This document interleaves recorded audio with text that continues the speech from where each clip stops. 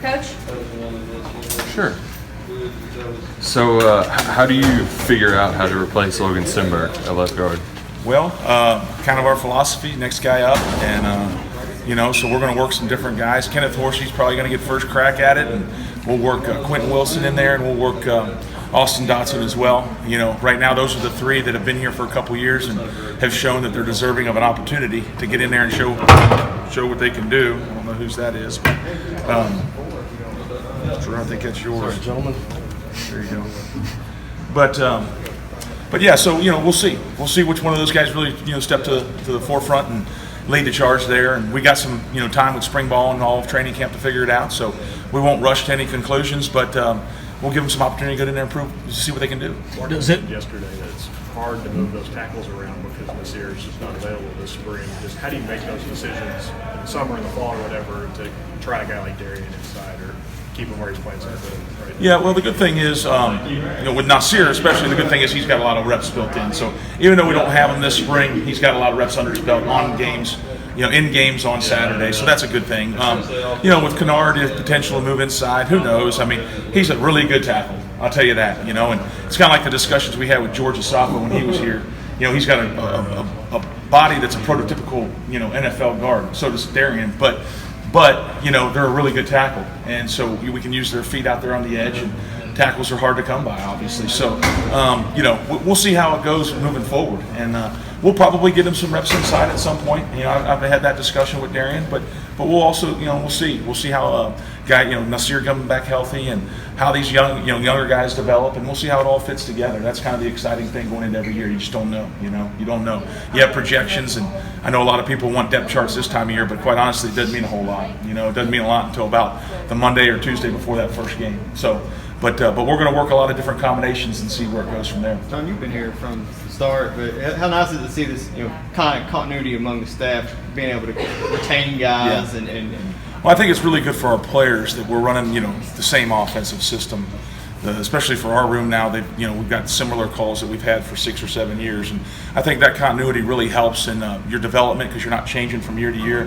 Guys don't have to relearn the offense. They don't have to relearn the expectations. They don't have to relearn the verbiage and all that type of stuff. So I think they can just build on what they've done for the prior years, and I think that really helps. Taking it to another level.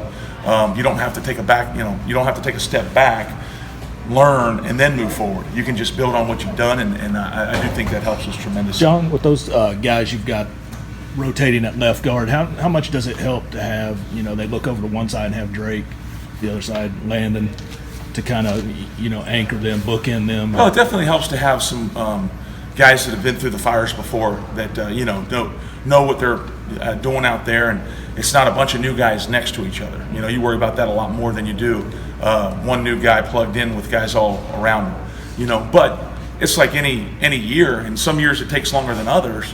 It's a different combination of guys. It's a new guy in there, so it's going to be a little bit different. And how we do, when it all comes together, when it becomes the product that we want it to become, time will tell. We'd love it to happen Thursday, but chances are it's not gonna. It's going to take a little time, and you have to deal with some of the growing pains with having guys move on. And we not only lost Logan, but we lost Mason Wolf, who contributed a lot of snaps. He probably contributed, 1,000 snaps over the last 3 years, and that's a guy that has played a lot of ball for us too. So, but the year before we talked about replacing an All-American with Bunchy, and we talked about replacing a guy like George.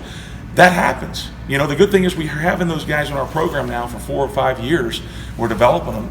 And when they move on, we've got other guys that we've been developing for a year or 2 years. It's not a guy usually that walks in off the street. And so, that's what this is all about at the collegiate level. You're going to have to do that, every 4 to 5 years. Your guys are going to move on. So, I'm excited to see what happens with these guys that having these fresh opportunities and see what they can do with them. How just incredible is it that Horsey is where he is today, being able to compete for that position? I'd say, going through what he had to go through his spring semester of his senior year of high school with his, with his heart and with the procedures that he had to undertake, I think it's remarkable, to be honest with you, that, he's persevered and endured and gone through all those things and put himself in a situation. I think it speaks very highly of his toughness and his work ethic. And, and what he's all made up of. And so, you don't see that a lot of times when you're just watching them on Saturdays. But when you recruit these guys and you know them for 3 or 4 years before they get here, and you know what they've gone through, you know their stories, to see them out there on Saturdays, having success, you really appreciate that. And he's no exception to that rule. He's a great story and a remarkable young man that has persevered through adversity. And that definitely, as a coach, gives you a lot of confidence in a young man like that. That when going gets tough, he's not going to shy away from it.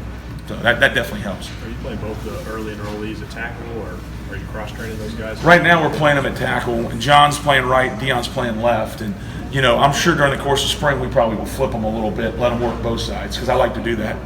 And to see what kind of side they're more comfortable with. But starting off, that's where they played in high school. And so I like to try to give them a chance coming in to not have to adjust to a new stance and all that stuff. And, so that's just where we started them. All right, anything else?